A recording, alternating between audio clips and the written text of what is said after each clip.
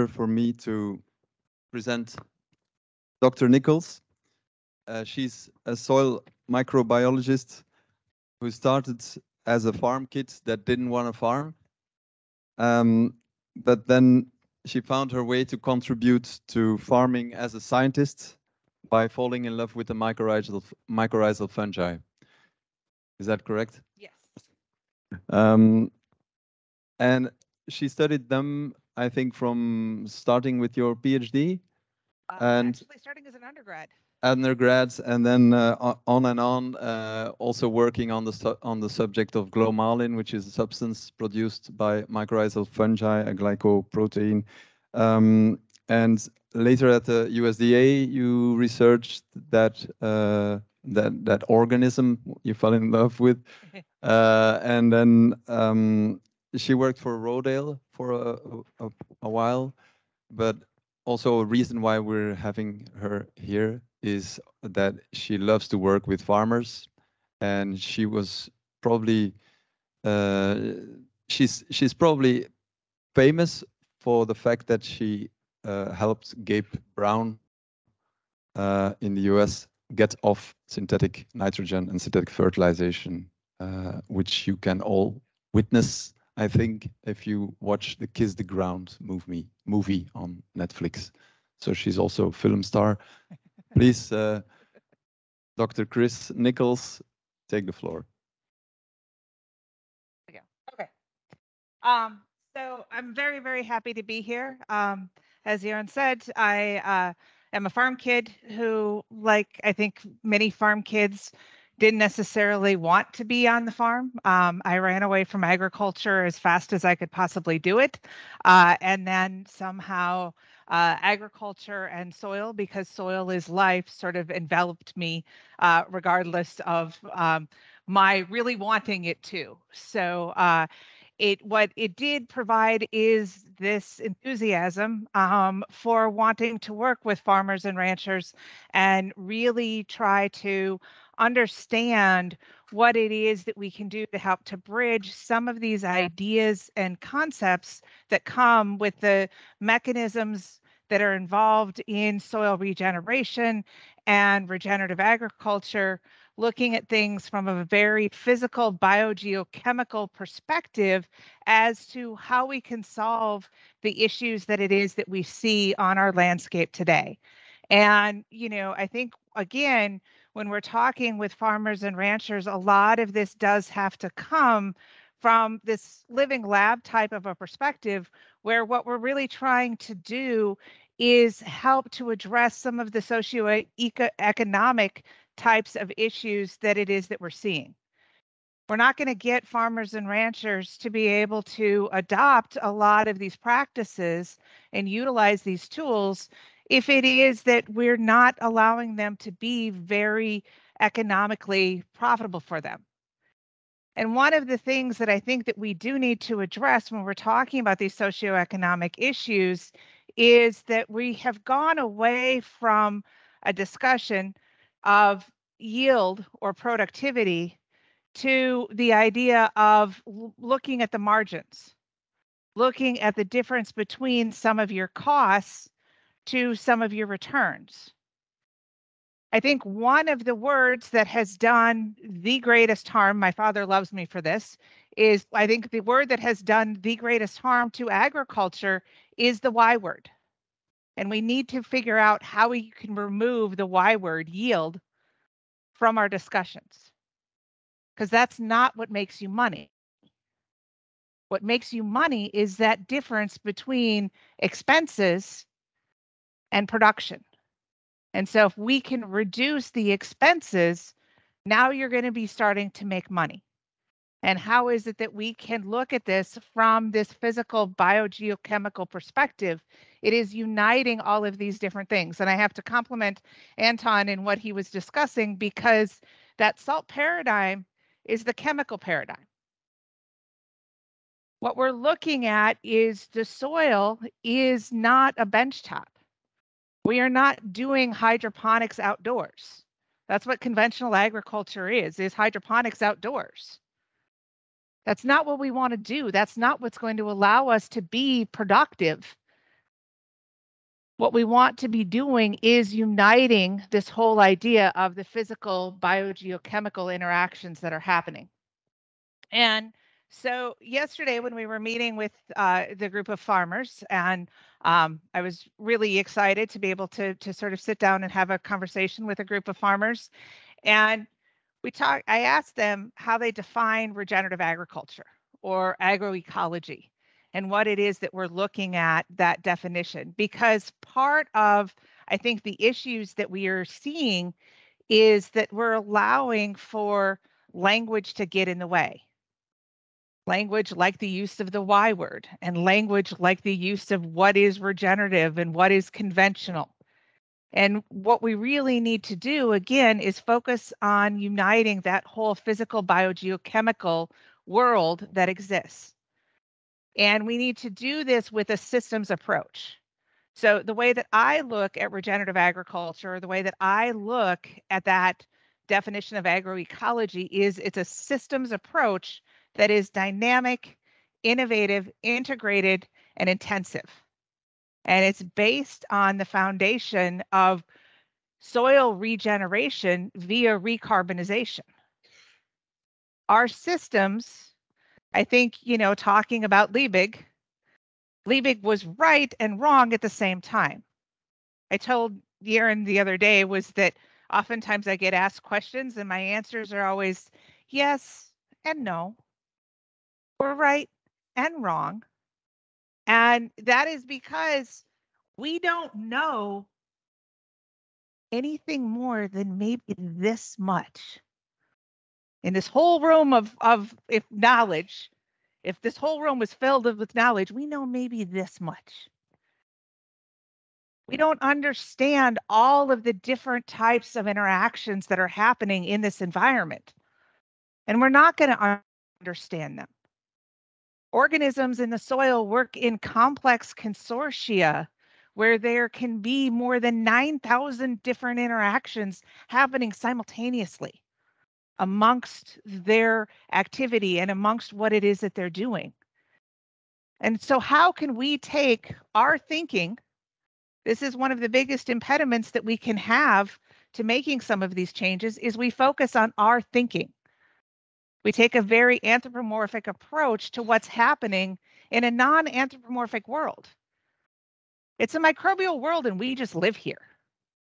And the sooner it is that we can learn to accept that, the better off that it is that we're going to be, because we're relying on soil as life, and soil is these microbial interactions in a biogeochemical environment.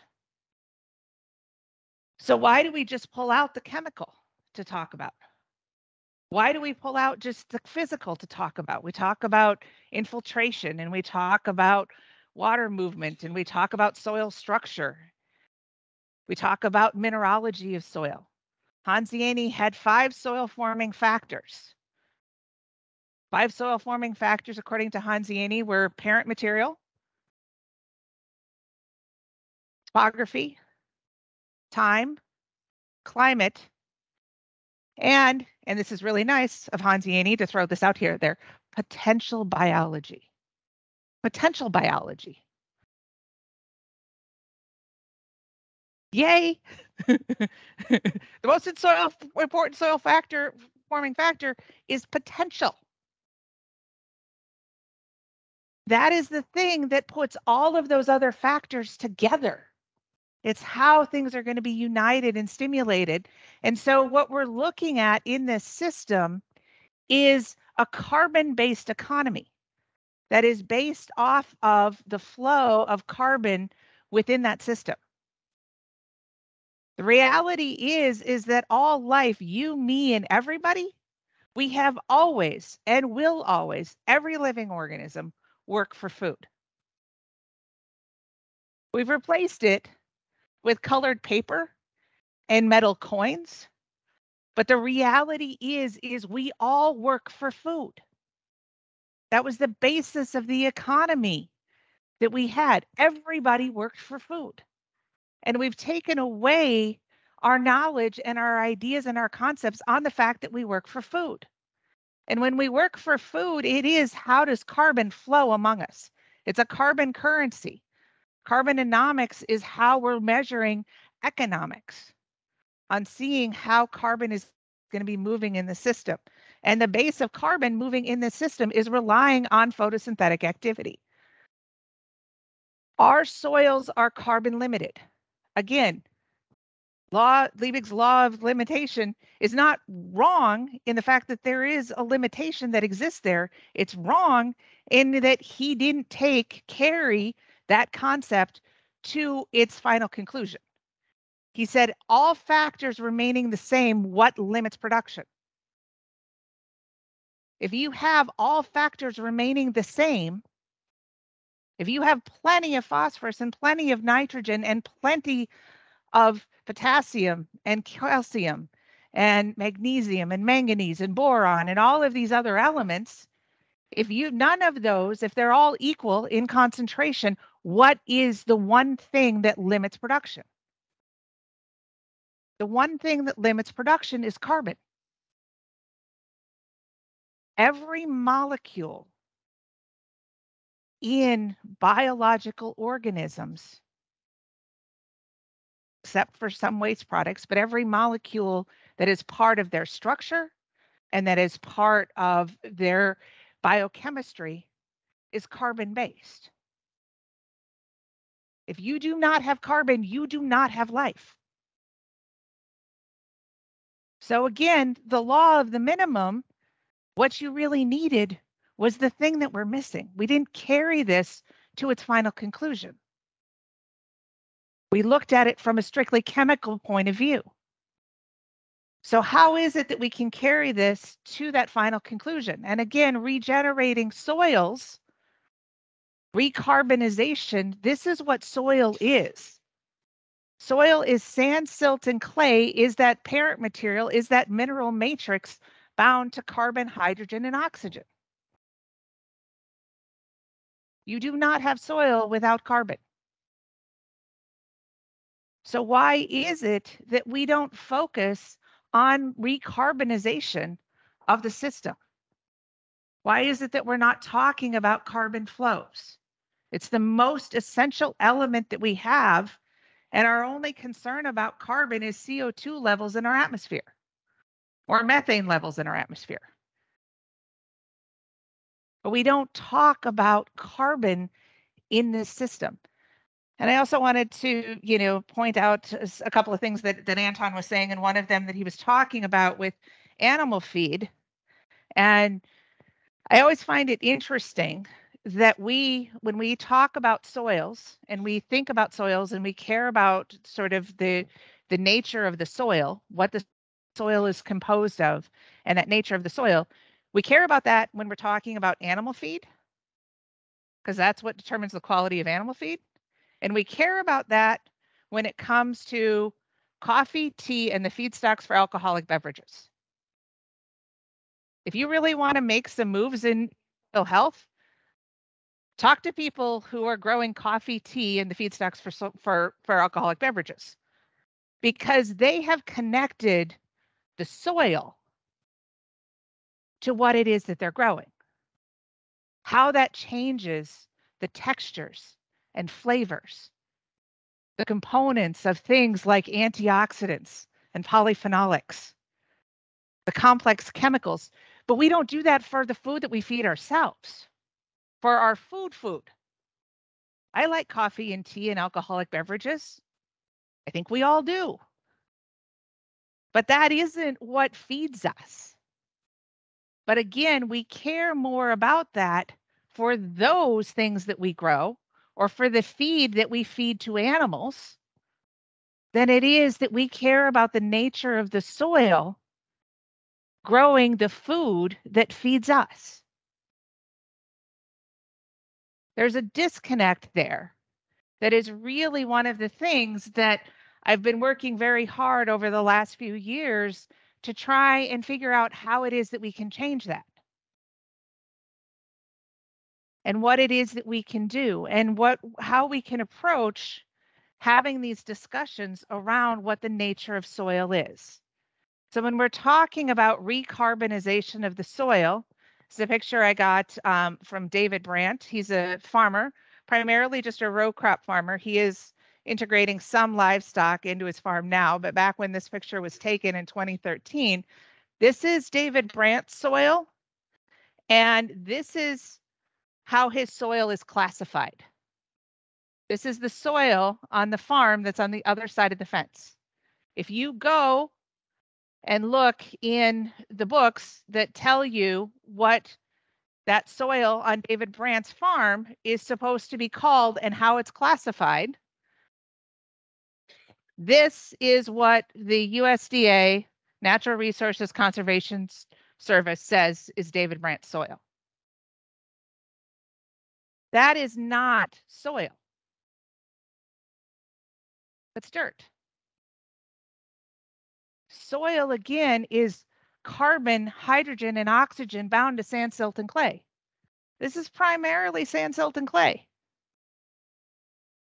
So what we want is we need to be recarbonizing that environment. Regeneration of soil, regenerative agriculture, agroecology is recarbonization of sand, silt, and clay.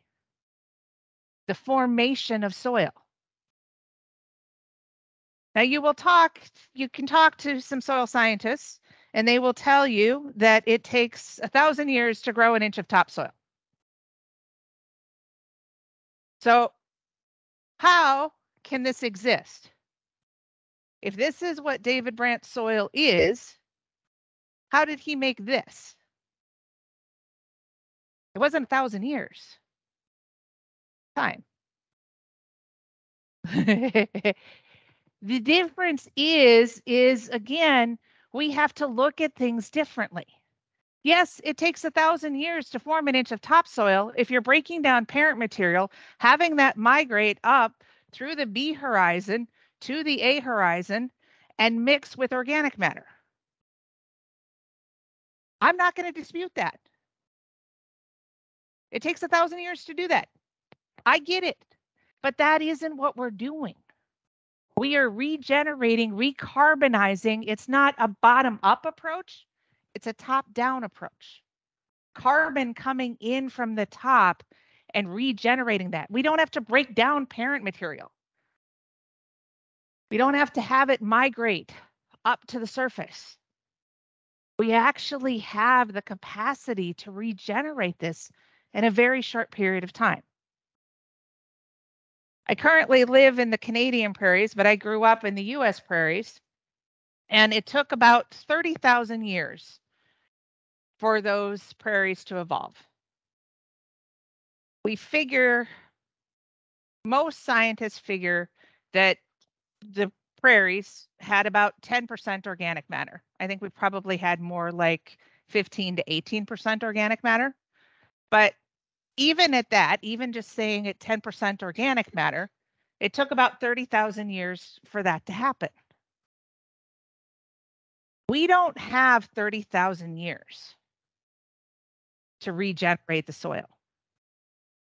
Here in Belgium and in the Netherlands, you probably also had organic matter levels at one time that were 10% or above.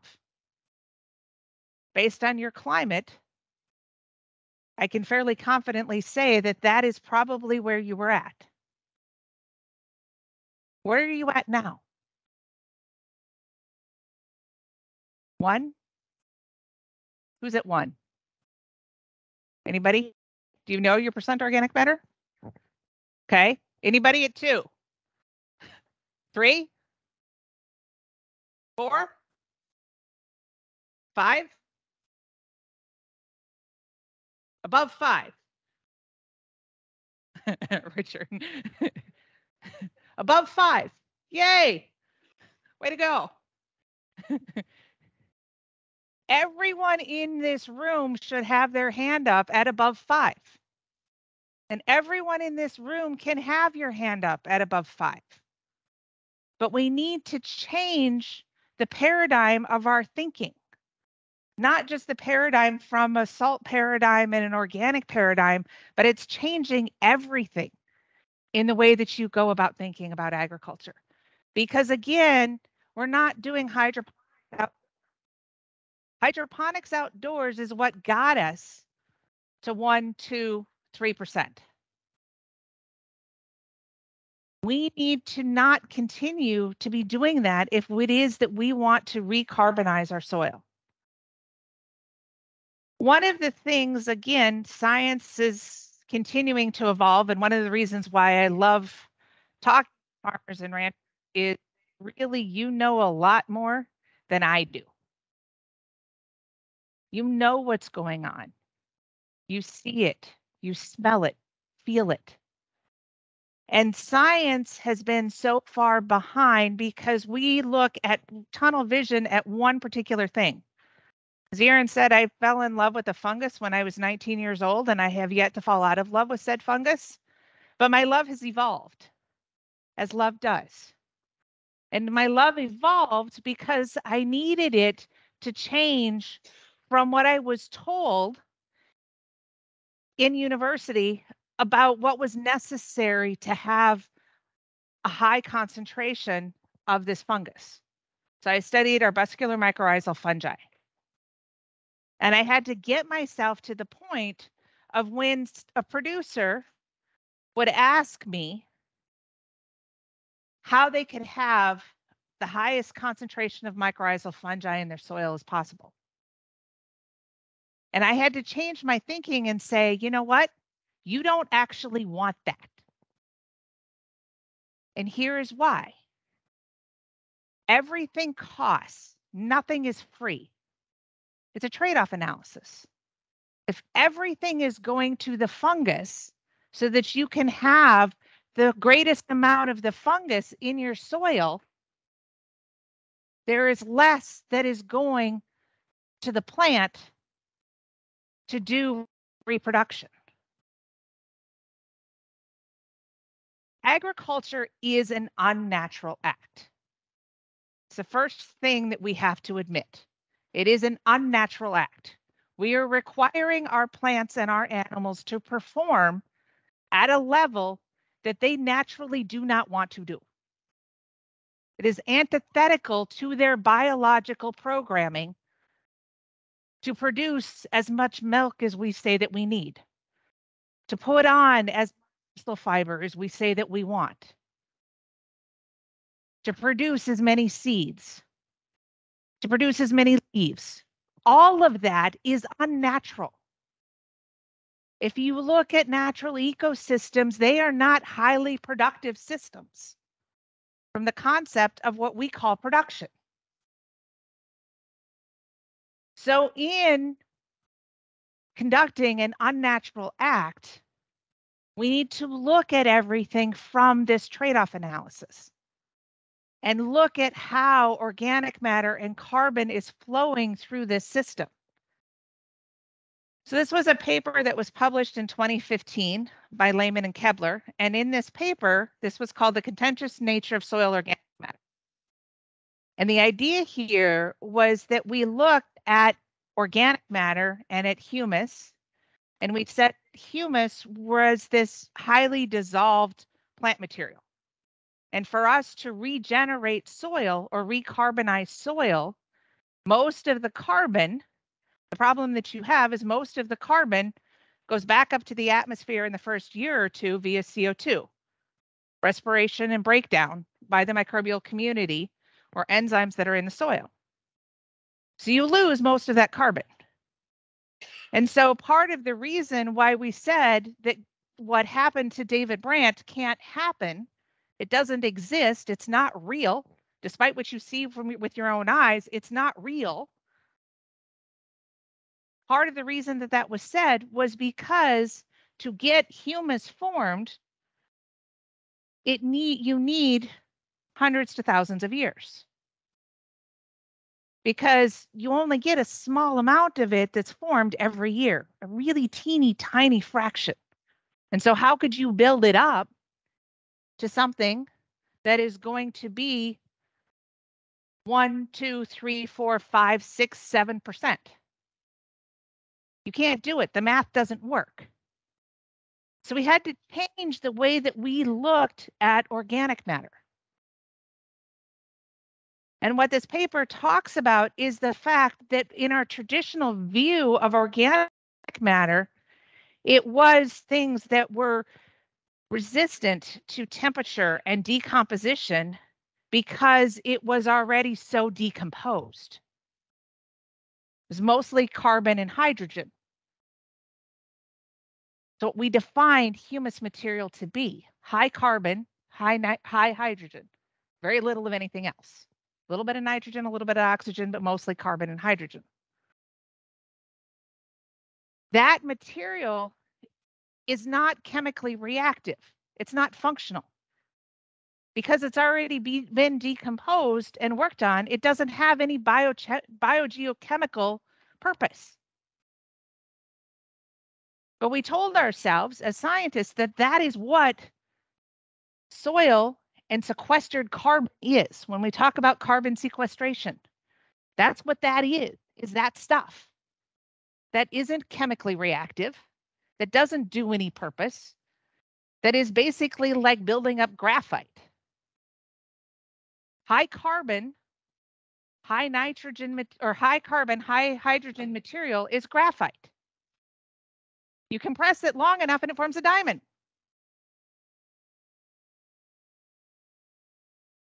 Doesn't do anything. But we have told ourselves in the humus paradigm that humus is what we want. But if you talk to a scientist, humus doesn't really work. So how is what we want not something that can actually really work? So as scientists, we had to change the way we were looking at humus material. And what we found in being able to use new technology to evaluate that it actually wasn't high carbon, high hydrogen types of material that had very little nitrogen and oxygen. But what we found is that the organic matter that was stabilized in our soil was more proteinaceous. It was proteins that, despite the fact we didn't think that proteins could survive in the soil, because the soil is filled with enzymes that are going to break proteins down, cause that carbon to go back up into the atmosphere. So you can't build up carbon in your soils. It's a circular argument. You can't build up carbon in your soils because it's constantly being cycled back up into the atmosphere. So how do we do this? How do we recarbonize soil? You can't do this because it's going to be doing this, and you got proteases that are going to be breaking it down, and it's going back up to the atmosphere. You get yourself in the circular argument. And what we found was that what was happening here was that the microbial community using biogeochemical processes was actually stabilizing these proteins. So we now could build up carbon in our soil when we have these very labile carbon compounds. And this is what we're really going to be focusing on when we talk about regenerative agriculture, or agroecology, and this perspective that we need to take is that organic matter in a humus or organic paradigm to things, organic matter isn't what we thought it was, but it's now what we need it to be. Because when it is more proteinaceous types of material, it now is chemically, biologically, geologically, and physically reactive. It is not graphite. It can do things. It can contribute to the functions of the soil that we're looking for. So as we start creating this type of a paradigm and this type of a system and look at things differently, we need to change the way that we've looked at much of the information that has come out of soil science. Again, I don't dispute, it's not saying that what we said in soil science before was wrong. What it is saying that from a certain point of view, in a certain context, this is also right. As I said, it takes 1,000 years to form an inch of topsoil if you're breaking it down from parent material. But if I'm not breaking down parent material, I can do it in a decade or less. It's a perspective that we need to be changing. And so this graphic has been used to sort of define soil. Most of soil is mineral. You've got a small amount that's organic. Most of the organic is that stable humus fraction. And so if 70 to 90% of you is stable humus that takes hundreds to thousands of years to form, yes, the math doesn't work. You can't recarbonize soil in a short period of time. I get it. So what we're doing is we now have to pull out these guys and say, what do you do to all of this? How does all of this function? How are all of these things interrelated? And so what we can do now is we can say that what we're trying to do in this system is we're not entirely changing the composition of organic matter. We're changing it slightly, but we are actually growing larger pies. If you start out with just a personal pie, and now we're going to grow this into a pie that is feeding 20 people, it's a larger pie, even though the proportions may stay fairly similar into how it is that we're functioning. But what we're doing is we're building up that organic matter. We sort of, again, didn't take things to their eventual conclusion. The difference between 1% organic matter and 5% organic matter is the size of the pie. So now when we have a bigger pie, what it is that we can be able to get here to do. So what we're going to do is that we're still going to have 70 to 90% of our pie that is stabilized carbon. But that stabilized carbon that you have, only about half of that is this recalcitrant old carbon, highly decomposed graphite type of material. And another portion of it, which is going to equal more than half of the pie, is going to be in the microbial fraction, in this labile fraction that's added on an annual basis, and then also what is stabilized by the biological community, by biogeochemistry, to be able to build up that pie to be larger. So when you take that stabilized portion, that now you have carbon that's incorporated into the bodies of microorganisms. There's a lot of recent research that's talking about the importance of necromass in the system. So building up the biology, the bodies of the microorganisms. We're also having carbon that's being stabilized in the formation of organomineral complexes, carbon that's being stabilized in different polymers that are formed by the microbes. So you're taking labile material and the microbes are transforming that into stabilized material.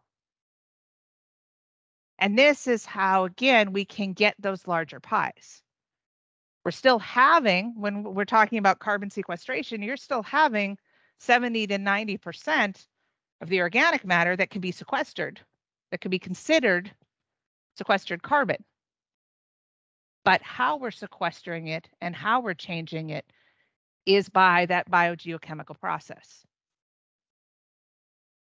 So how do we go about doing this as a farmer or rancher? What is it that we can do? When we talk about regenerative agriculture, some of you may have heard of these principles of regenerative agriculture. Usually we talk about 4 principles, sometimes 5 principles. I think that there are actually 6 principles. And part of the reason that I think that it is this way is because, again, shifting the way that we're defining and talking about things.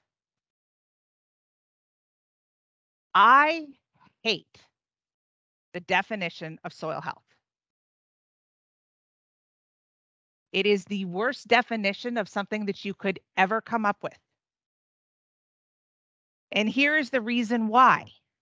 It is all about us and our needs. There is nothing in the definition of soil health that's about the soil. It is the continued capacity to function for plant, animal, and human health. Plant, animal, and human health. Where's the soil? Where are the microbes? Where's the biology? Function for us.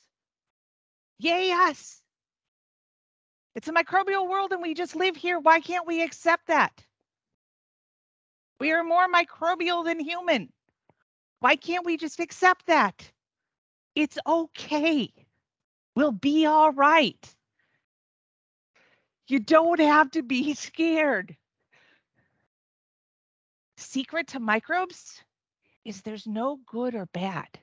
There's no bad microbe, a good microbe. There's life wanting to live, doing what they have to do to live. That doesn't make you good or bad. That's us. We define these contexts that exist there. We have to change the way that we're looking at the system to get that focused on what the soil is and not on us. So within here, what we're trying to do, all of these things are focused on recarbonization, getting carbon into the soil, feeding the microbes, how the carbon economy is working. So we've got the whole idea of basic photosynthesis, first getting that carbon in. Maximizing photosynthetic activity isn't just about, it isn't just about getting additional photosynthetic activity that's going to be happening at a particular period of time. It isn't about us being able to increase our seeding rate, getting at one point in time more and more photosynthetic reactions. The sun shines 365 days a year. It's a little cloudy last couple of days, but trust me, the sun is there, shining on the Netherlands and on Belgium. It's there, shining, 365.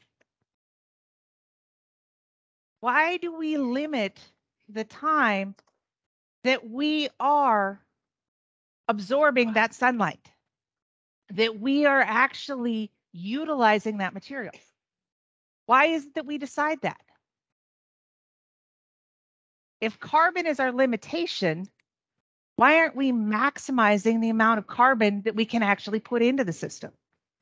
So that's the first thing that we're going to do. The next thing that we're going to do, and I'm going to blow this up bigger so we can see it better. The next thing we're going to be doing here is that we are going to increase diversity. Now, the great thing about maximizing photosynthetic activity is that actually maximizes diversity. Because one plant is not going to grow for 365 days. You need to have other plants. Even in a perennial system, it does not active growth for 365 days. You need to have other plants that are part of the system. I was in the UK a few years ago, and one of the farmers in the UK asked me when it was that we were going to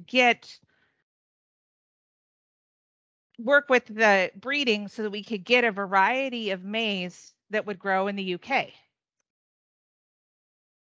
And my response to that was, do you know what latitude you're at? You want to grow a perennial tropical grass that we have annualized, but it's still a tropical grass in the UK. Why? If you want 365 days of growth, because you need to take in as much carbon as you possibly can do, doing as much photosynthesis as you can possibly do, don't grow something tropical in the UK. The choices that we make matter. So we want to be able to look at how we can increase diversity. This next one is one that I have a lot of problems. I used to work for the US federal government. I left federal government service because I was frustrated. And one of the frustrations that I have in the US federal government is a big proponent behind the definition of soil health, which does not define soil health. They're also a big proponent behind the principles of soil health, which are 4 or 5 of them. And they will never, ever, ever include this third one. Now, I apologize to those of you who provide inputs into the system.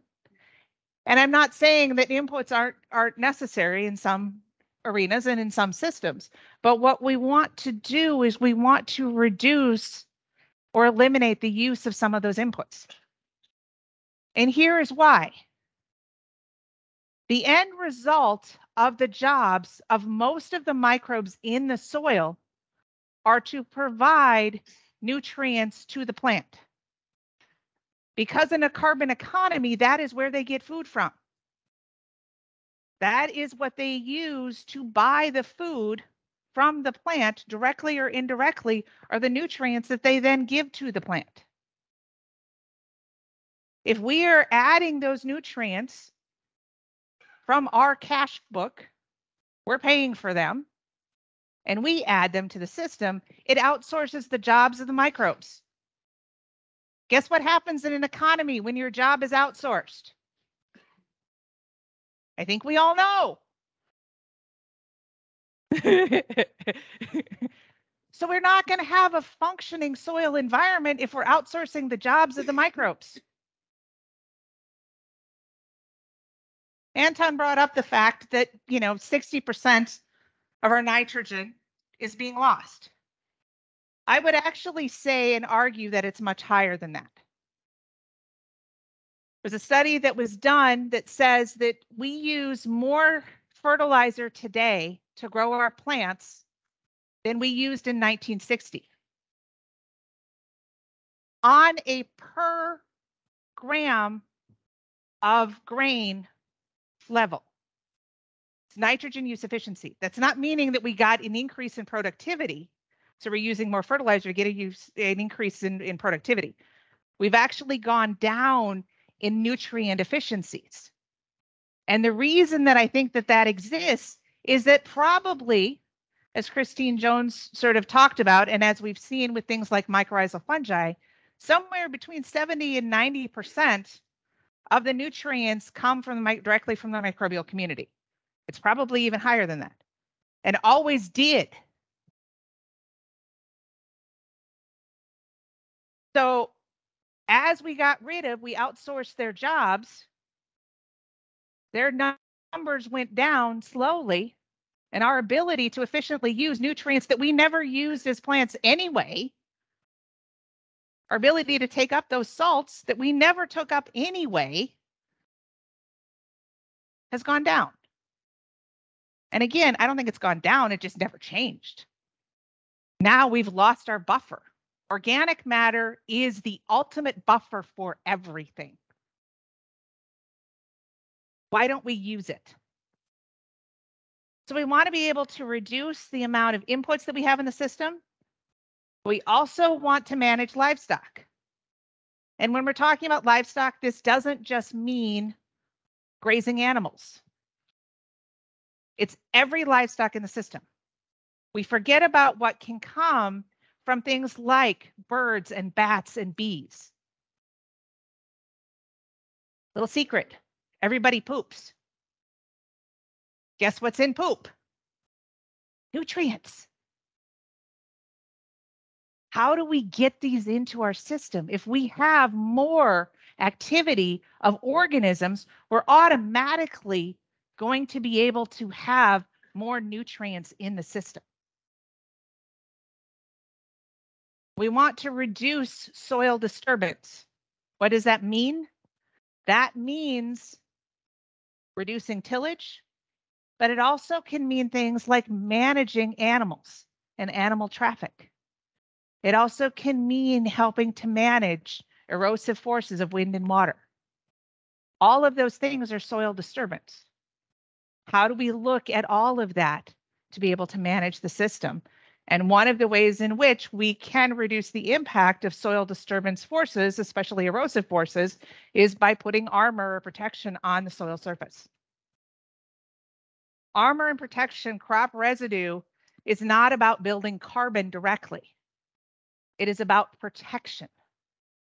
Very little of that crop residue actually goes into the carbon in the soil. What we're using it for, its job is to keep the soil in place so the microbial community can have ready access to the carbon food that they get primarily from exudates from the roots. So as we go forward, and I'm going to kind of end it here, but as we go forward, I want you to be thinking about in the regenerative approach, it's not about saying, wagging your finger and saying, you have to do no-till. You have to do cover crops. You have to do this. You have to do that. You have to do. It's not about the practices. It's about thinking about how the system works and what are the trade-offs of what it is that you decide to do. Occasionally, maybe you will have to do tillage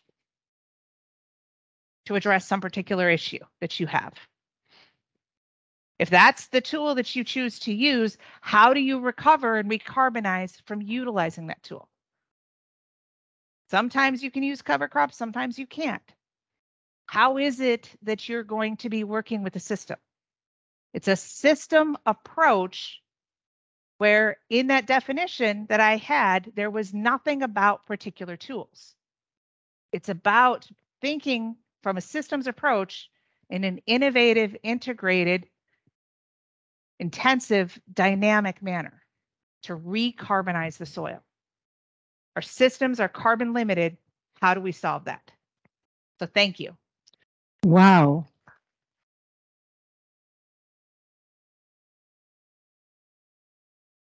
What a huge attention we got for you, Kris.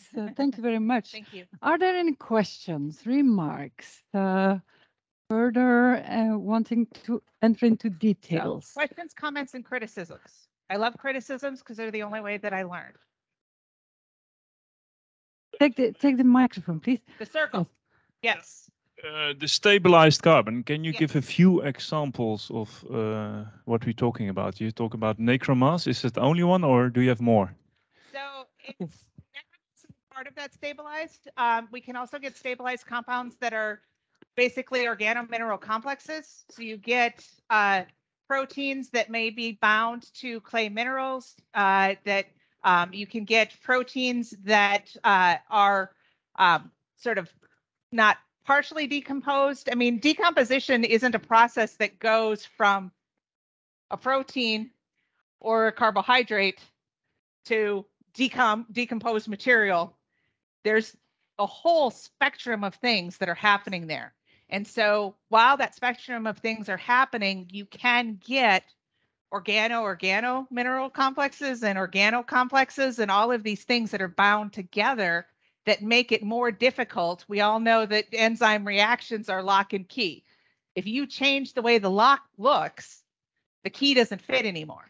And so that's what we're trying to do with the stabilization is you get all of these different conformations.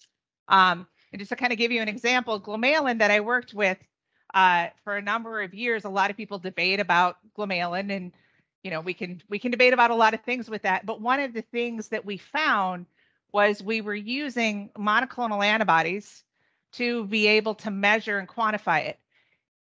And we would see that sometimes we wouldn't get the same reaction with the monoclonal antibodies because, like with an enzyme, the monoclonal antibody binds to a particular antigen, a particular site on the glomalin molecule.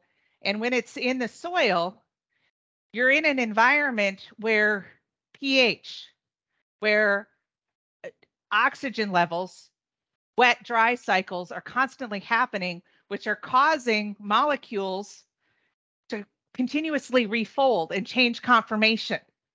And when that happens, you get again where the enzymes aren't working. So that stabilization of creating these molecules, especially for fungi, they create molecules that have to exist in both wet and dry environments because the fungal hyphae is growing through that. And that's where they get a lot of those conformational changes that are allowing for the stabilization. Okay, that was a good answer, I think. Thank you very much. Another question, quickly. Yes, can you yell?